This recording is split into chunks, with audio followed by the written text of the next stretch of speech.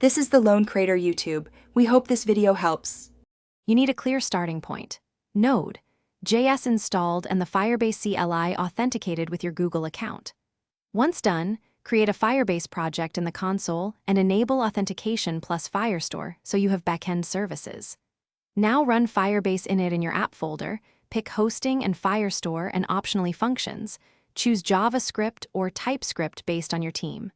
This starts config files and a default public folder, so you can deploy iteratively and keep local development aligned with production. Next, wire your app to Firebase by installing the Firebase SDK and initializing it with your Firebase config object from the console. Make authentication practical. Implement sign up, sign in, sign out, and set persistence so sessions survive refreshes. Protect routes by checking auth state before rendering.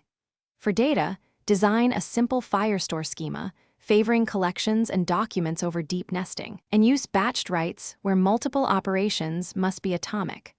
Also write and test security rules locally to prevent accidental public access. When your features are ready, run Firebase deploy to push hosting assets, cloud functions, and updated Firestore rules. Make sure to use the Firebase emulator suite first to catch runtime errors and test rules without risking production data.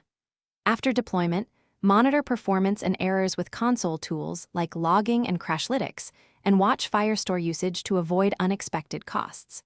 If something breaks, check the emulator logs and rules simulator first. Common fixes include adjusting security rules, increasing function timeouts.